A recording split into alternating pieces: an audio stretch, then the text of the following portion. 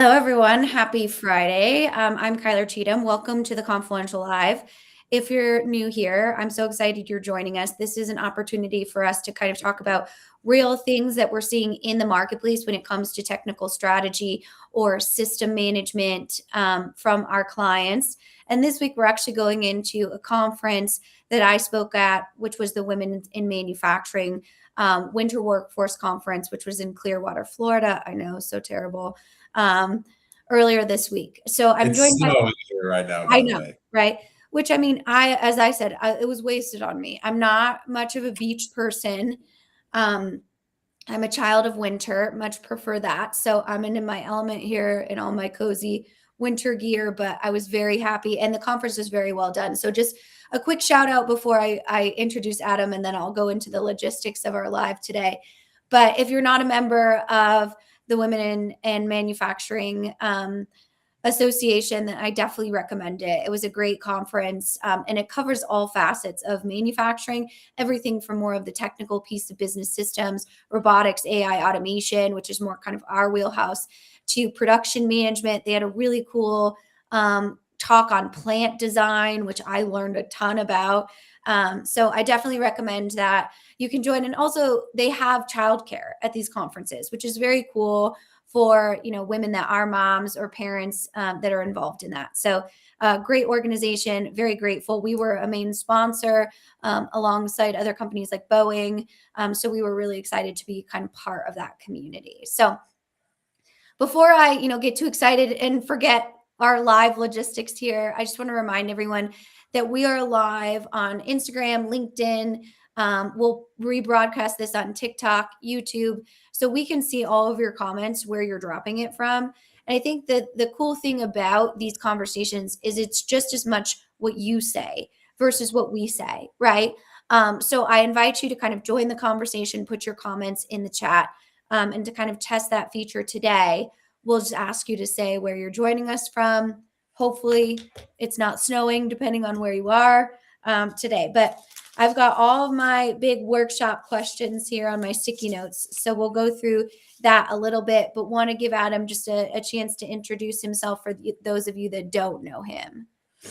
Yep. Good morning. My name is Adam. Good morning, good afternoon, good evening, wherever you're joining us from. My name is Adam Cheatham. I'm the CEO of the Confluential. Um, it's super excited to talk about this week from a perspective of this conference for a number of reasons. The first and foremost reason is because of the role that Kyler plays in our organization, is spearheading a lot of our women in manufacturing, women in technology, materials, because we believe in that. That's important. Have a female's voice in the conversation is something that adds value, and we believe that that perspective is something that is worth digging into, which is why she did such a great job and was able to garner so much attention at the Women in Manufacturing event that she went to this week, because that's pretty cool. On the whole, also very excited to hear a bit more about the conference, as we have two young kids, have a family life. We get busy during the week, and especially when we travel, things get kind of lost. So I haven't had a chance to hear a ton about this, and I'm looking forward to hear more about it. So this is just as much for me as it is for you guys. So pretty excited. Yeah, absolutely. Raining in Philly. Oh man. Sorry to hear that. I sat next to a team from Philly, and we have a variety of different clients in the Philadelphia area, so we know how frozen you are. But it was so funny, like hearing them about like how they were, dealing with all of these different things. And I forget sometimes being from the West, going back to that like no nonsense East Coast attitude, and it was so refreshing. Like the production manager talking about getting these like gyms on Volve, right? Like the people that have been tenured in the organization, to even new policies. Like it doesn't even matter. But she was so no nonsense about it. She's like, you either do this or you don't do it. And I'm like, we need more of this in our lives. So she was awesome. They actually did, that company makes catalytic converters as well. So it was very, very cool. But I have a few key themes that I took away from that that I'm going to kind of talk about today. So I'm going to give you just a sampling of them. As always, this is more about what you want to talk about than what we want to talk about. So tell me kind of if any of these spark any questions for you. So we Well, had I have some questions. I want to know about some things too. I yeah, can ask absolutely. questions too. I Yes, know you're the part of it. facilitator role belongs to you, but my biggest question is, from your perspective, what was the most valuable session that you went to from a perspective of the topic and the information that you gathered? What did you like the most about it? Well, I think when it comes to sessions, I did a lot of sessions, so that it's a hard questions for me. But I think the biggest kind of theme I took from that session was AI infrastructure versus AI application. And though I had to struggle through Deloitte's presentation because there was a lot of like mean nothing buzzwords in there. Everyone knows how I feel about Deloitte. It's no secret in the industry. We sit alongside of them as a client advocate a lot in type of projects, but they did give an interesting stat from their overall study. So of the companies that are investing in AI, which is almost all of them, right? They gave their hyperscalers are investing over $600 billion just in 2026 in investments. And most of that investment, when they see where that's actually going, only about 7% is going to actual AI systems, and 93% is going to infrastructure to support AI within the organization. So, how do you ensure that your infrastructure can actually do these things? This was the big theme of this of AI infrastructure versus AI application. And so many people that are still so confused about what they're actually doing with AI and what that means in the organization. To what I said, let's name it something else. Let's name it, I called it like the Spartacus project, or like, name it something in your organization, the Flintstones, right? And then we have Wilma that's over on the predictive side, the machine learning side. We've got Fred, who's on the Gen AI side, who's writing emails, doing sales automations, doing those types of things. And then we've got Bam Bam, who's on the collaborative side, the co-pilots, those different type of tools, because there's still so much confusion over what is AI and what is it actually executable in the organization. Well, that's interesting. So I'm curious. Then, is that from a 93% to 7%? Is that individual companies, or is that more of like an industry wide? Like the data centers are getting 93% of the investments and those types of things. I think it's industry wide. And you have to remember, this is coming from Deloitte. So they can be a little fancy when it comes to how they give their data. So we would need a lot more background in that. But I think even if that was remotely close to the case, right?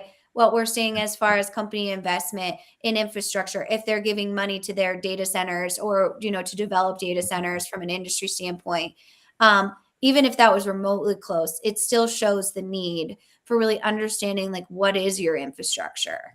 Oh yeah. Well, I mean, at the end of the day, the amount of processing power that's required for AI is just immense, and where it comes from, where it goes, is another big piece of the conversation. So very, very cool. So AI sounds like it was a big theme there. What other types of conversations Yeah, were? and I almost think it wasn't an excited theme anymore. So it was more of like, yeah, yeah, yeah, we get it, right?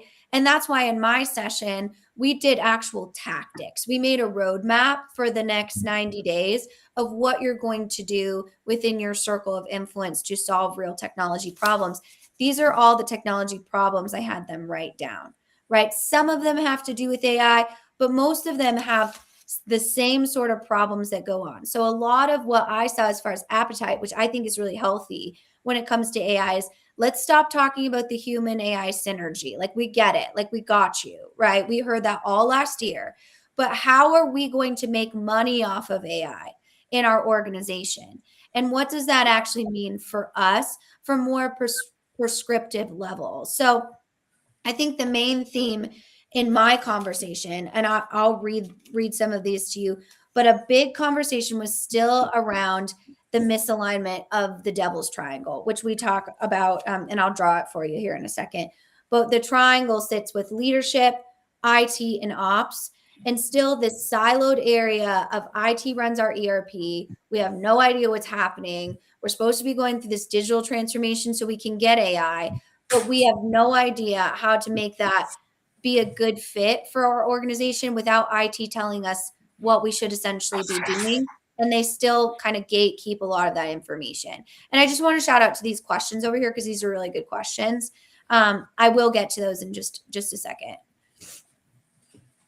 Well, that's interesting, just from a perspective of the alignment, because this things that are so poorly defined kind of create bigger gaps in that. And AI, as you've kind of been poking at, is something that can be so poorly defined. Yeah. That's why I say rename it, right? Like rename it, whatever your brand is in your organization. And it can be something that has, I think this one kind of sums it up, and I'll read it to you. So I asked them, what do people think of technology in your organization? Not do people like it? Do they not like it? What's your biggest problem? Right. I didn't even do that. I said, well, maybe, right? People say, I love technology. It's my favorite thing. It's the best thing that's ever happened to me. I highly doubt it, right? And we got none of those because it's still a huge pain point for the organization. And then we split into tables, to which I named them after NFL teams. Most of them, some of them down south wanted to be SEC teams, which I allowed. But this one's from the Chicago Bears table. So we have a challenging ERP system. We need to implement AI. We get it, but we don't know how. And that's kind of two different pieces to that conversation, of like, how do we continue to fix that infrastructure piece when we have an ERP system that we still aren't quite vibing with, right? We're not able to be like efficient around it. And then we have this directive from the executive team of AI, AI, AI, AI, AI. It's like, what do you want us to do, right? Do you want us to make this system that you spent millions of dollars on work? Or do you want AI? Yeah. It's confusing, right? And I don't think the modern executive knows what they mean. Well, that's an interesting thought process as well, because like AI, if you break it down into things, at least in my perspective, an AI agent is an application. Mm-hmm. It certainly does a lot more than the traditional quote application, right? You got your smartphone and all your apps that are on it that do all of these little things. You have this AI agent that does so much more. But what's interesting to me about it is the way that it blends that thought process of human resources with technology in a way that is different than we've seen, right? Your ERP is something that tells you something about your data, what's happening in your business, and it's pretty black and white. This is what's happening. It's the data is the data, right? There's no interpretation behind it. But from an AI agent and agentic AI and generative AI and all that jazz, you're asking for something that provides a different interpretation. And there's an expectation that there's an interpretation in this as well. That's what I think is challenging in figuring that out, because you either see it as there's so many different ways of seeing it as this magic tool that's going to fix everything, right? Yeah. That's dangerous, but we'll run with it. Or it's just another software, Yeah. or it's going to replace all of my people, and it's just the purposes behind AI are so scattered. Yeah. And part of that's because of the different types of AI and what they can do and those types of things. But I'm curious to see where some of that ends up in the industry. So did you find that from a manufacturing perspective, people were more focused on the front end of more advanced AI technology, or were they more focused on technology as it pertains to let's fix what we have because we're already paying for that? Yeah. I think a little bit of both. Like I think so in my it's important to understand, like in these conversations, we're talking about some of the biggest manufacturers across the globe. GE, Boeing, you know, Mhm. Nestle. A lot of these are very, very large manufacturers. So they have like an AI innovation lab that they're able to test these different agents. more of the mid-sized manufacturers, I think, are the ones that are being left behind. So I would say like a billion to 50 billion, like right there where they have the budget, right? They certainly can do Mhm. that. They're just kind of like running around like who's in charge. I even asked GE specifically, like they were talking about the challenges of in the devil's triangle, where does AI sit? Because what I did is I took all of these and then put them in where they fit in the devil's triangle because everything fits in there, right?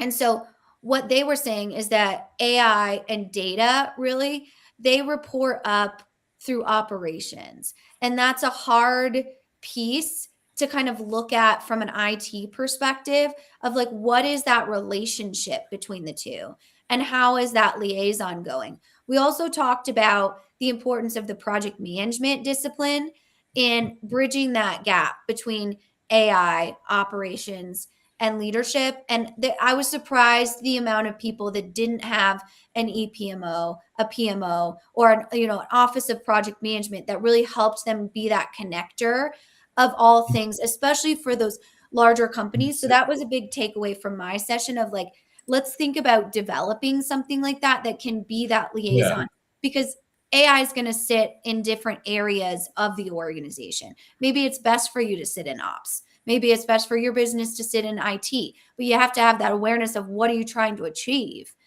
within this type of thing. Interesting. One, and as we're thinking about that, I'm curious about this question here about the fundamental gaps preventing companies from realizing value from digital investments. And I'm curious if what your feeling was in that was more oriented towards digital investments, like not getting value out of AI, or did you feel like from a manufacturing perspective, the focus was more on not getting digital value from other technology investments? From other technology investments, 100%, Interesting. right? So I think the ones that are doing AI well, right, which was a handful of ones that could even give like case studies of how they're leveraging AI. And most of them were built around Copilot, to be fair. And I'm like, did Microsoft give you that case study or is that actually your case study? Or You did know, I call that? right. And I mean, so a lot of them have like specialized Copilot to Mhm. which like I that's not a bad thing, right? But remember, is that specialized because Microsoft wants to put your big name on a label of people that are using Copilot? Or are is it actually benefiting your organization? Either answer is fine. There's no bad answer to that conversation. It's just an awareness of what you need to know. So I think those foundational gaps are a huge piece in just technical IT maturity. A Mhm. big gap too for these larger companies is just the hostage white knuckle that their software has on them, right? And they can't do certain things with SAP. They can't do certain things with Yeah. Oracle that they want to be able to do. And that's, as I said, we're not going to change that overnight. Should you pull those contracts? Should you start having somebody look into that for sure? Right. Like, let's read what we actually can and cannot do, not just what, our rep is telling us what we can and cannot do. But when it comes to data blocking for different, add-on applications, that's a real fight that's happening. And the fight, the people that are victims in that fight are the businesses, not the software companies, Yeah. right? So And in that, I like this as a follow up question: were there certain conversations that felt urgent versus aspirational? Right, like how much of this was big companies going to try to sell some big dream versus conversations that were more practical on the we're trying to figure out how to solve a real problem here, not with wishes and rainbows, but with real actions. and they were very much on that. So I mean, we got a lot of feedback on the first day. Like, we get this, like especially from the Deloitte picture that they painted. That wasn't that. I mean, I'll be totally honest. That didn't go over as well as I think they wanted it to because it was too high level, right? These people are well understand that, right? Like they need to get into that next level of manufacturing. I think an interesting piece of that gap that I just want to address too that I felt like was something I'd never thought about before is they have kind of like these two bookends of the workforce right now, right? They have boomers that don't have any idea what AI is, nor do they want to know what AI is, but they've done the same job for 40 years and they're not interested in changing. And that can be a challenge, right?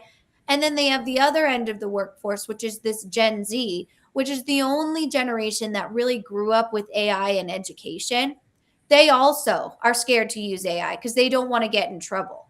It's been, ingrained in them that we don't use that in real professional settings, blah, blah, blah. And now that kind of has to be retooled and retaught. So a lot of what the people that we're talking, especially in higher education, the next generation of workforce in manufacturing, have created these manufacturing labs in higher education or at technical schools, right? So that you can go in and learn these types of things that you actually would need to learn on the shop floor, thus bringing up the workforce in domestic American manufacturing or Canadian, North American manufacturing, I should say, right? And so I think that's a huge gap that comes with that application too. What are you doing? How does it affect this team and this role? Right? We're Mhm. done talking like AI and we're done with the exploratory budgets too. Like that's not something that's being approved anymore. So we need to prove it, right? So Yeah, I think that gets down to so many of the nature of manufacturing types of things, right? Where I fine, you use all the buzzwords you want, but when it comes down to it, how am I going to make more stuff? yeah, Right? absolutely. And How am I I going think to that's increase why the I always like these conferences because it's not like they're like, no, you know, Yeah, type of awesome. thing. So I would say the other gap that I'd love to hear your guys' feedback on is the misunderstanding between business intelligence and artificial intelligence, right? A lot of people, what they were talking about, it's like, okay, that's business intelligence and not like you're stupid, you need to know the difference between the two, but just in the tools that you buy, right? Like, so Mhm. you're looking for something to wrap all of these different systems up and give you kind of a report on what's happening. I almost feel like business intelligence missed its moment, right? Where it kind of had a minute and it's like, oh, AI. And a lot of times, like, we don't actually need AI for this specific, this is automation versus business intelligence. So I thought I would get your definition on the difference. Well, that's an interesting question, and honestly, I don't know that I have a good answer for it. You know, traditionally, business intelligence is about the window into your organization on the health of the business, right? So I would say that business intelligence leans more towards key performance indicators and metrics in a tool set that provides you those health points, right? The um, they're the dashboard of your organization, right? My fuel gauge is low. Here is my speed, my RPMs, and all of those things. Um, Artificial intelligence is more in my mind, oriented towards taking information and drawing a more specific conclusion on it for you, right? What do these things mean? There's a hint of this in business intelligence being a precursor to it, right? You had to have some sense of data and Yeah. some sense of being able to consolidate that data into a series of metrics that becomes your business intelligence side of things. And AI reads that, Yeah. is the way I would frame it. Um, at the end of the day, though, what AI does that shortcuts that conversation is it puts business intelligence at your fingertips. Show me all of my top producing widgets Yeah. from Q1 of 2025 versus how we're trending towards that in this first quarter of 2026. Right? There's a lot of business intelligence lingo in that, and the AI side of it is the ability to respond to that. Absolutely. And I think this comment here says it all. Before AI, what about data cleanliness and process discipline? And a lot of times when I go in and speak on technology, it's about 20% of technology, right? It's Right. more about the business discipline of how are we going to know what systems we have? And that is a huge challenge. Like, we have obviously a core ERP system sometimes, right? Sometimes we have an MES system. Mhm. We talked a lot about ATS systems. A lot of times we have all of these different systems that are moving around in the organization, and we don't know what they are. And that's a big problem, right? So we kind of have to start with the basics. Just like if we were to build a house and we just drove around and tried to find a spot to build a house, right? Is that the best process? No, obviously not. We want to make sure that the land is prepped Mhm. for us to lay the foundation. And Yeah. that foundation is going to be obviously the data. And I think a lot of data mapping is a challenge because they're moving through these different systems, and it's hard to be able to understand, is that data one single source of truth, or is it from some other spot, and then we all of a sudden have finance versus sales versus production, all reporting different revenues, right? And all in these different numbers that we don't understand. So I think that piece of just business discipline of Mhm. the understanding of where your data comes from is definitely something you're going to need to spend at least 6 months really dialed into, because that's how we don't get taken advantage of by vendors that just want to sell us something. They profit, as I always say, on your own confusion, right? If you cannot outsource this business discipline from to someone else. You can certainly bring in outside help that might, be in your industry or Yeah. have done this before in some other area, but you got to really understand that in order to build additional. We had, lots of talks on RPA and things like that, sensor technology, predictive maintenance, which is this type of group. But we need a strong foundation to build, that big beautiful house that's going to make sure that all the plumbing works, right? All the back end works that flows through the house. Yeah. Well, I think that you're also kind of like on the topic of why AI is such a shiny word, right? What are we thinking is AI that's actually always been there, Yeah, exactly. is already useful, right? Like there are automated manufacturing floors all over the world. That was before AI existed. So this Yeah, thought process that, well, the AI is now going to give us the ability to automate our shop floor and all that jazz, that's just simply wrong. It's always been yeah. there to begin with.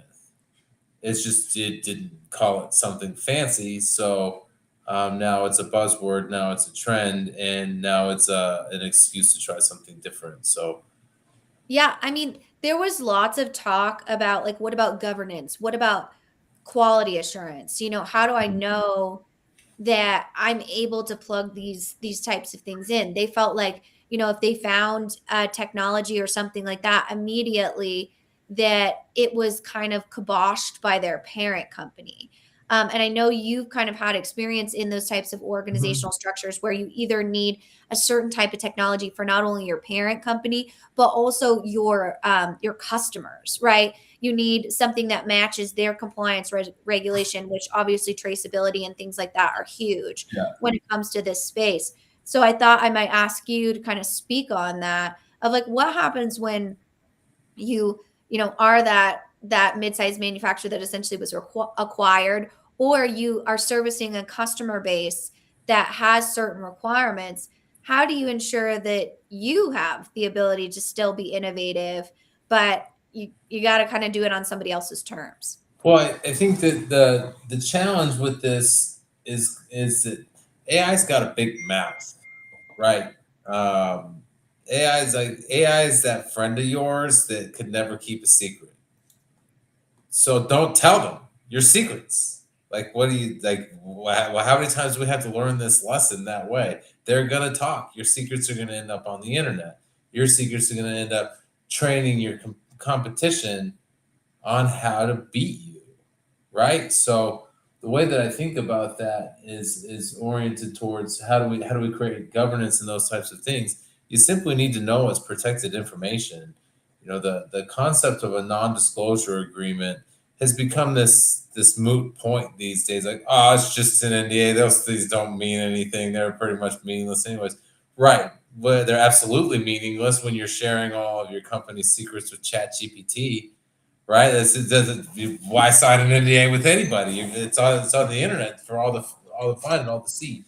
So, that doesn't necessarily mean you're going to be able to say, Google this company and tell me all their secrets, but they are going to be used informationally on the whole. So, when you start thinking about protecting your information and having governance, you need to talk about what's proprietary and be specific about it.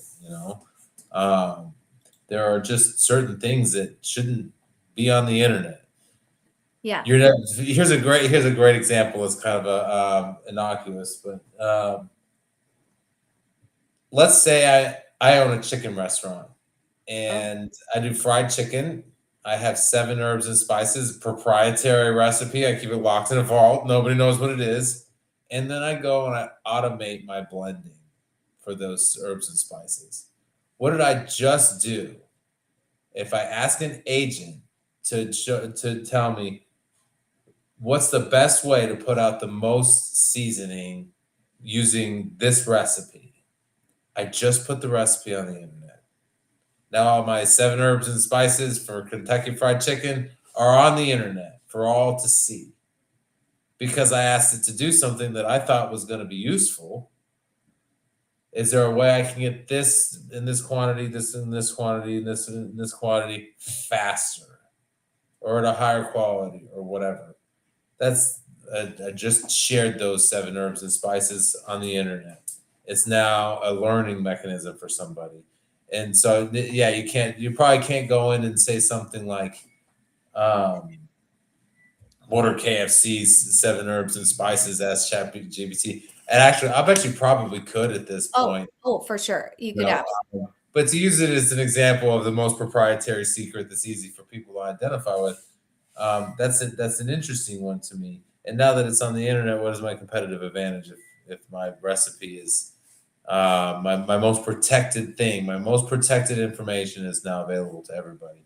And now I think that the challenge with this is we're kind of talking about it is it's not like you can say, tell me what 7 herbs and spices are. But if you frame the question in an interesting way, you probably can get the answer. You can trick AI into giving you the things you want. If you say, for example, we'll use Sonic the Hedgehog and this concept of you can't go on we'll use Gemini for this example. You can't go on to Gemini and say, produce a picture of Sonic the Hedgehog doing this or that. Okay, fine.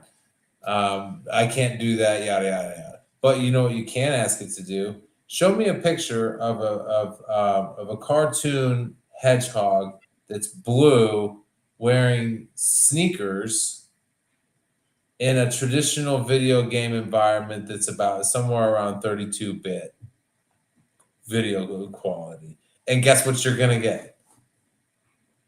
A picture of Sonic the Hedgehog, right? Like it's not like you can't ask your way around these questions. There are protections in place, but at the same time, it's you can fool these things into all kinds of stuff. And at the end of the day, you also have to. I think that one of the things that is continues to be interesting to me on the AI thing is it is only as good as the prompt that it's given. Yeah, But that's probably a different story for different time. absolutely. And so I'm curious, there's one other thing that on the AI front that I heard that I've never seen before. And it just means that I have never seen it. I'm sure it's happening. But one ask that a lot of people were asking for, especially in the Oracle presentation, because they actually own the technology, was like, Mhm. hey, we've been using ChatGPT, we've been using Copilot, Claude, all these different systems to take a picture of a piece of machinery that's broken. And we ask them to tell us how to fix it because it takes forever for the technician to get there, even if it's in the middle of the night, right? And Yeah. all of a sudden we have this downtime. We want that to happen. And that's been a big help to us, even if it gets us like Oh 30% yeah. of the way there. But I wonder What's what your reaction would be to that as someone who's, walks the shop floor and all that different thing. Well, it's the instructional version. It's the Word document based version of YouTube, right? How many of us go on YouTube? Well, by whatever is broken, how do I fix it? And you end up with a whole ton of videos, right? Your Gladiator. Why is it going through all these electrical problems? Oh, who would have thought? There's another battery hidden underneath the main battery, right? We figured that out using YouTube. Um, ChatGPT and all of these other tools are additional ways of saying, I have a piece of equipment that is misbehaving. Help me understand why. And even in setting up our network, I used it for that, and it troubleshoots quite well. Mhm. Tell me what it's doing and tell me what these things are. Even to the point where, I mean, I'm not entirely sure what types of information I was actually reading, but it was basically saying I set up our modem with our access point, and I had like this dead spot I could not figure out in our house. And it basically said, pull up the app, open up this section of the app for your access point, and tell me what it's doing here, here, here, and here. And I answered all those questions, and it basically said, here's how you solve that. Change this setting to this, change this to that, and this to this. And it worked. Started working again. So it can be this interactive step-by-step conversation. And where I'm going with this is when we have something that's broken and offline in the middle of the night,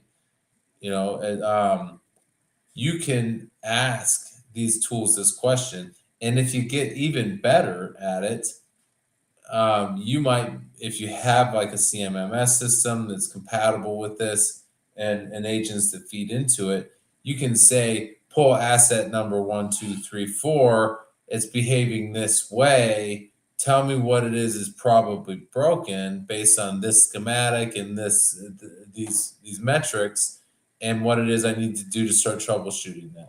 And that's a fantastic use case, and it enables the user to go and do that. Now, let's be fair and honest too, though. There's a bit of this that you can cause your own damage, right? Yeah, that's Um, where I'm kind of going with it. Like, what you know, do we need to localize it? I think is the biggest thing that, and like, so one, security, right? mhm, Two, like, what if you break the machine? Because you I don't know, maybe it's just like my risk analysis head that goes to the worst case scenario, but like, yeah, that's cool, but don't do that. right. Well, I think that to a certain extent, there has to be some level of trust and authority in this, right? It's not the production scheduler who's out there turning wrenches. It's an engineer, yeah. So, like from that perspective, it's not me on anybody's shop floor opening up panels and rewiring anything. It's one of their electrical engineers, right? So a lot of those organizations have teams that have skill sets for that, of course. But at the end of the day, you still have to be in a position where you ask and then validate what you're getting, right? Um, you'll get lots of answers from AI. Some of them will be good ones. Yeah. Same way you will from anybody else. Some of them will be good ones. So, I mean, I guess is there an opportunity for you though to like get really good at that? Like if that's a huge pain point I'm hearing, right, from the organization, how do you develop something that maybe that is your agent, right? Of going around taking you've put all of the data in around this machine, you've worked with your partners, I don't know. Seems like an opportunity to kind of build out your own little AI technician. yeah, and there are lots of ways of doing that. Now, the challenge with it, I think, and in the agents that we built, we're finding is that you had to draw the right line between what one agent can do and what multiple agents are needed for. The you might have just one that's responsible for monitoring the health of one piece of equipment and making recommendations for what's changing based on what's changing, and that might be one agent. You might even break it down to that particular piece of equipment has three different problems that it Yeah. tends to surface, and you have three different agents to monitor each of those. You could do that, Uh-huh. and then a fourth to pull it all together and say this is doing that, this is doing that, and this is doing that. I am curious if from the conference this week, they talked about the level of detail that goes into what one agent can do versus what many agents are needed for. I'm trying to find my Oracle map because I threw it away because it was so ridiculous. No offense, Oracle. Well, offense, Oracle. Right. And so I think that that's part of the problem to answer this question. They gave us this big schematic of all of these different agents, Mhm. specifically in their HCM system. Right. And that was really the team that was there. Yeah. And that's awesome. But it leads to additional confusion on like what an agent is and what an agent does. Right. Mhm. And I think that's a huge challenge is now we've gone to the conversation AI agents. What does that actually mean for your organization? And that's where I'm seeing a lot of kind of these new startups run just rampant, like selling these agents to these industry specific people. And then all of the sudden, they have no management nor ownership of that agent. And they gave all of their data away to some stranger out across the street. So I think again, they profit from your confusion, right? So handing someone a map with 17 different agents on it and trying to help them understand like what each agent does isn't really that effective. Mapping your own system and seeing more opportunities for agents, that you have to remember that's part of that business discipline. So Yeah. I think I can't find it because I honestly threw it away.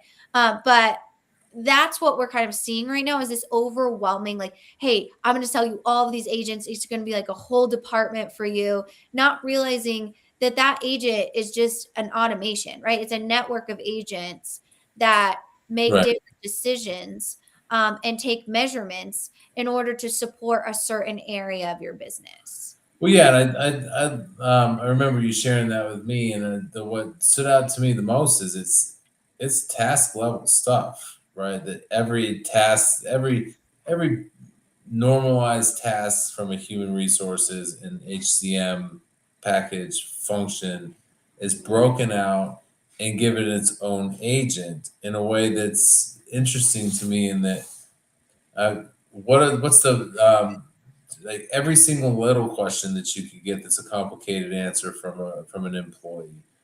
What is the best benefits package for me based on what this company offers? They have an agent specifically for that. Mhm. Just that benefits analysis. You know, um, how do I manage my employees' paid time off, and how do I track that? Who's tracking to be who's overusing or whatever? There's an agent just for that paid time off management for your employees, and these are individual functions of an HCM system that they plugged in agents for. That I think is an interesting tactic in saying, well, it's just another, it's a digital employee. Is the approach that feels more like. Absolutely. And is it a good employee? Right, right, like that what Depends that's on how you train it. exactly, right, and that's the piece I think we're missing in that conversation, like, more agents does not mean better technology, right, and a lot of people think that, and that's a dangerous piece of this game. Luckily, when we come to manufacturing people, they are savvy, like, they're well aware of, like, what that Mhm. means, but for some companies, right, that come in and sell them this whole agent fleet, is a big concern when it comes to, like, do you actually need an agent for this? Like, let's not just put in an agent to put in an agent, right? Yeah. Um, let's find the business problem. I think we've lost sight of that a little bit of like how we critically problem solve just because we want to continue to be competitive in these types of businesses, especially with how difficult it is for manufacturers at Mhm. this point, specifically domestically, whether we're talking about tariffs, whether we're talking about the economy, all kinds of different things affect them. And just the core operations of managing a 24/7 manufacturing. Like the amount of just overall operational capacity that you have to have in that, you need to understand that before we put technology on top of it, right? And Mhm. that's a big consideration, not to mention this generation of people that are probably your best manufacturers aren't really interested in carrying an iPad around the shop Yeah. floor. And so how do you kind of turn that head to make them think that that's valuable? As we're talking through that, one of the thoughts that I had too is, you know, what you found people were most intrigued by on the technology side of things. And did you talk about any of our agents while you were there? Or? Yeah, yeah. They actually asked me, I felt bad because during the Oracle presentation, I was in the audience, right? And Mhm. they asked a question of like, how are you using AI agents? It was a table conversation. I gave them the example of our catapult, and many of the people at the table were like, that's it. Like that's what we need to be doing. And then the table actually asked me to get up and explain it to Oracle. And I'm like, well, this is awkward. But you know, and what I'm totally joking. We have great relationships with Oracle. I actually really enjoy seeing their team there. I think it just depends on what you're using Oracle for, right? So I do give them a hard time because I want them to do good by our clients, but we're very, you know, good friends in the marketplace as well. So that piece, I was able to say I use like temperature variation because a lot of them get that. That's important in food and beverage. That's important in, you know, heavy industry that we work in metals manufacturing. Everyone Mhm. can understand that somebody needs to take the temperature of a certain manufacturing process, and understanding that agent that's able to see those variances and then make the decision if that could be turned down. But the way that we describe it is that is a network of agents, right? It's not just one that's taking all of those different pieces to it. And they actually asked me to explain that. So I probably didn't do a good job as you and the Catapult team, but I did my very best and they were very interested in it. And I think that's the biggest piece for us is explaining that how an agent actually works, because it's still this very ambiguous term that people are like, okay, is that robots bringing me my coffee? Like what is that? What does that mean exactly? And they're so hungry for that, to be able to say, what does it mean? And then what does it mean for me, Oracle? Like, give me an example for me, not for like Mhm. other, you know, very high level type of things. Well, yeah, and, that's pretty fascinating that it came up in that context. So good for you. The catapult's pretty neat. If anybody wants to see it, give us a holler. It's pretty cool. Well, why don't you explain to our audience here what it is, so I don't have to. Well, so here's the way I think about manufacturing in general. We'll walk it back the other way. Manufacturing is a bunch of pieces of equipment that are designed to create in a grouping an optimized output. That may not necessarily be the most. It may not necessarily be the fastest. There's a speed and a quality and a quantity piece of this involved in optimization, right? So for me, what we did with the catapult was created an AI agent that could be that was able to run a catapult based on the optimized way of hitting a specific distance, not necessarily the farthest, right? How do I make it shoot the farthest every time? Because there are going to be variables, just like there will be in manufacturing, that are going to cause that distance, that maximum distance, that maximum throughput to be unachievable at times. And if you run it at max capacity for too long, it will actually cause more problems. Max capacity is not optimized in most cases. The same way if you're redlining your car, you know, down the highway, it's not gonna do good things for your engine. So we picked a distance, and then we did some analysis on how the catapult could hit that distance consistently with a variation that's expected from a perspective of statistical variance, right? And then we asked a person to hit that distance and see how long it would take them to narrow in on it. And then we had the agent do it. The agent can run 100 shots within a small variance and learn from zero what is the optimized configuration of the catapult, firing angle, the basket height and all that stuff pretty quickly. And it can hit 100 shots from in less time than a single person can figure out. A person who runs this catapult all the time can figure out what's the optimum way of achieving that distance and how do I make that repeatable. By the time the individual has done it 10 times, the catapult is run at 100, right? And is within a small range of variance, while in that 10th try, you might have it within an acceptable range ish, maybe. You don't know yet. You might be there, but you haven't validated that. So that for me is what the catapult does, and what's interesting about it is its ability to do that quickly. So I'm curious from your perspective for folks who went to that conference in Clearwater, what would you say you hope women got out of that conference at the end of the second day when you all broke and went home? Well, I would say the opportunity is certainly for women in leadership, specifically like women moving into manufacturing. We still, have only 30% of the manufacturing workforce is actually women. And that is very, very tiny when it comes to leadership positions, goes into kind of the 10% opportunity. So, I mean, we had everything from production managers to plant managers to, engineers, and I think getting involved in having that conversation is something that I hope that they continue to do, right? And when it comes to the technical part, my thesis of my talk actually came from Bluey, which I, gave kind of my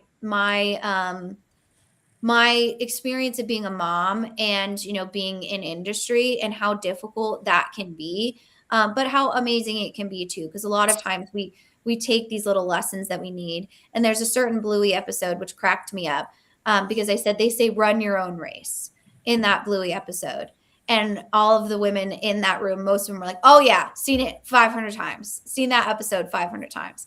And so the episode, just a quick, understanding of what it is. Bluey's trying to run this race to beat her dad at the race, and she's doing all of these different type of things to try and beat him, right?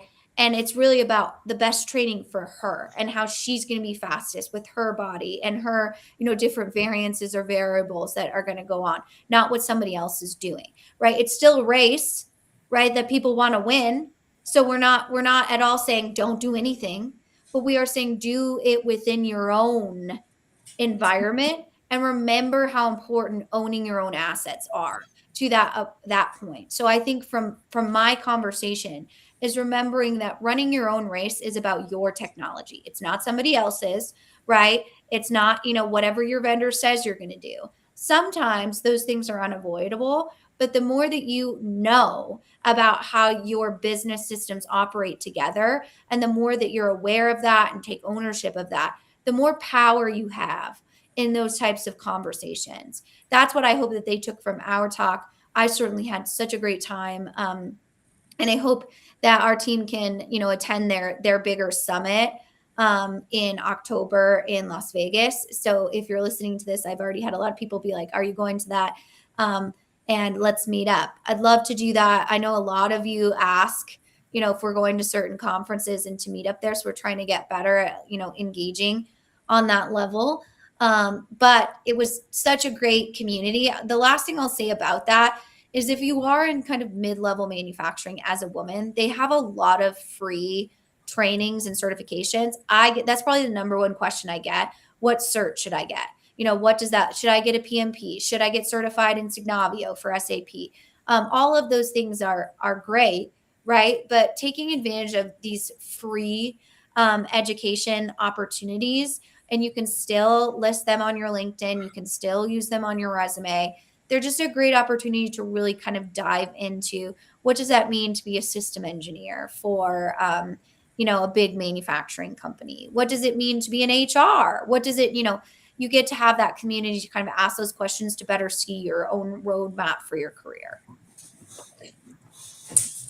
Very cool. I think that's a great valuable lesson and kind of just let your company be itself, right? Exactly. Because your competition is doing something doesn't mean they're doing it well. Absolutely not.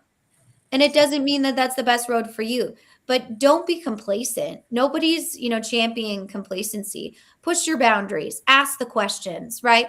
But do it as a healthy devil's triangle, which I found my little drawing here that we can kind of show. It's a very sophisticated diagram. So, just take your screenshot. But we've got, leadership, business, and IT. And this is the triangle that all needs to work together. If one leg is broken, the triangle can no longer stand. And any technology problem, I challenge you to let me know a problem that doesn't fit within this triangle. And it doesn't happen. That's the exercise that we did. So how are you going to go back to your organization today and make sure that you can at least start having those conversations? A lot of times we still are talking about ERP implementations and, IT having control over that. Well, how can you start to ask questions about, I'm excited about this project. How is it going to affect our HR system? Or how are we going to, you'll be able to, you're allowed to set those meetings. You're allowed to ask those questions. And that's how you become irreplaceable from AI, is figuring out how all of these systems move together and having an economic awareness of how they make your company money, right? That's not going to be replaced by any sort of technology. That type of strategic decision making. So that's, my key takeaways. Of course, if you have questions or you want to, dive into anything else, definitely shoot me a DM. I'm always happy to have a conversation. I've got tons of meetings already set up with a variety of different people talking about this. If you're still struggling with your ERP implementation, it's not embarrassing, okay? Like a lot of people are still struggling. Just because you don't have red-eyed robots chasing you or drones all over dropping shit on you on your manufacturing floor doesn't mean that you're not a really, really talented and technically mature organization, or can be, right? So I think you need to just lean into that and start to know we've got to get these core technologies working so that we can build upon them. Definitely shoot us a DM. I always grab Adam on those conversations, bring him in from his industry insights, or some of our, system specialists and things like that. It's starting with that awareness around how you become a more technically mature organization. That starts with asking questions of people that you don't know, right? And that's part of being innovative, is being vulnerable enough to say, I really don't know how to do this and I need some help with that. So that's kind of what I take from this. Any closing thoughts, Adam, before I remind everyone of what's on the docket next week? No, I just I'm glad you got a chance to go. It sounds like you got quite a lot out of it, and it seems like there's a lot of conversations in that space that are worth keeping track of. So I appreciate you doing that. And I vote for North Dakota next year. That's more my vibe on the location. I'm sure no one well, absolutely. you go to North Dakota in February, and I'll go to Clearwater. How's that sound? One time I had my two anchor clients. One was in Minneapolis and one was in Tampa. And for some reason, I was in Tampa all summer and Minneapolis all winter. I'm like, guys, we need to switch this schedule up because I'm either freezing or sweating, right? So, but it was a great conference. And definitely thank you to the Women in Manufacturing Association that brought us on as sponsors. It's very cool for us, to be involved in those conversations and to be supporting kind of this next generation of workforce and just technical capacity. So we really appreciate that. As we wrap up, I just want to remind everyone that we are live every Friday morning to talk about kind of things that we're experiencing in the marketplace. So I invite you to join us at 10:30 a.m. Eastern time here in the States. We also replay it. You can follow us at The Confluential or at Kyler Cheatham on YouTube and be able to join in that conversation even after the fact. We always have replays. So looking forward to seeing everyone next week, and definitely shoot us a DM if you have any questions. Thanks so much, Adam, and we'll